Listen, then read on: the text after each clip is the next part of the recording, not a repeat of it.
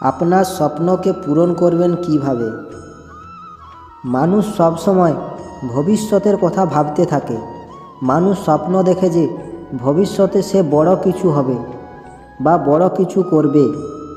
ভবিষ্যতের কথা ভাবা খারাপ কিছু নয়, কিন্তু এই ভবিষ্যতের কথা ভাবতে ভাবতে বর্তমানকে ভুলে যায়। এই বর্তমানকে ভুলে যাওয়াটাই খারাপ। আজ মানে এই বর্তমান খুবই গুরুত্বপূর্ণ। আজ আপনি বর্তমানে যাই হন না কেন, সেটা এমন কেন? কারণ কি? কারণ হলো আপনার অতীতকালের কর্ম।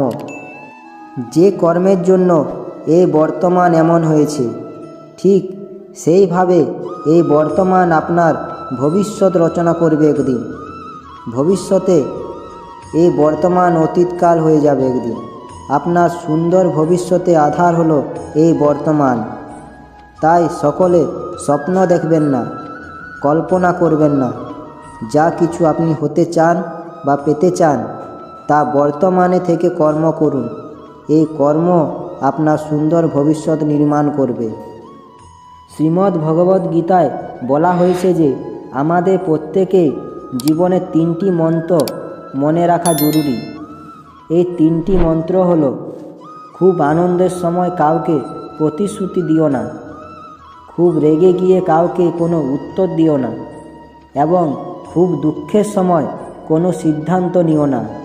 শ্রীকৃষ্ণ বলেছেন, যে ব্যক্তি পরিষ্কার ও সোজাভাবে কথা বলেন, তার কথা অনেক সময় খারাপ লাগতে পারে, কিন্তু তিনি কখনো কারো সঙ্গে প্রতারণা করেন না। এটা মনে রাখবেন। অনেক সময় আমরা জীবনের কোনো বড় সমস্যা থেকে এমনভাবে বেরিয়ে আসি যেন কেউ আড়ালে থেকে আমাদের সাহায্য করছে। এই অদৃশ্য শক্তিও হলো ভগবান। শ্রীকৃষ্ণ বলেছেন যে রাগ খারাপ, কিন্তু যেখানে রাগ দেখানো দরকার সেখানে রাগ দেখানো উচিত।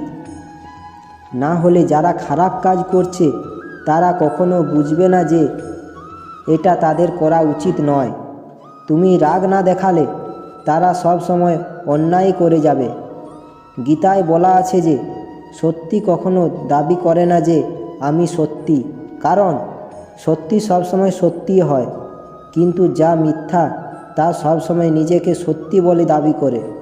কখনো সবাই ভালো হয় না। যদি কখনো কোনো ভালো মানুষ মনে করেন যে সবাই ভালো, তাহলে সেটা ভুল ধারণা। এরপর শ্রীকৃষ্ণ বলেছেন, অন্যায়ের বিরুদ্ধে প্রতিবাদ করা অবশ্যই উচিত, কিন্তু তার সাথে মাথায় রাখতে হবে যে আপনার আচরণে, ব্যবহারে এবং কথার দ্বারা যেন কোনো নিরপরাধ আঘাত না পান। গীতায় বলা আছে যে বিনয় এবং অহিংসায় মানুষের ধর্ম, কিন্তু অন্যায় দেখলে তা মুখ বুজে কখনোই সহ্য করা উচিত নয়। শ্রীকৃষ্ণের বাণীটি যদি আপনাদের ভালো লাগে তাহলে অবশ্যই একটি লাইক করবেন ও এরকম ভিডিও দেখতে চ্যানেলটি সাবস্ক্রাইব করে পাশে থাকা বেল আইকনটি ক্লিক করবেন ও সকলের সঙ্গে ভিডিওটি শেয়ার করবেন।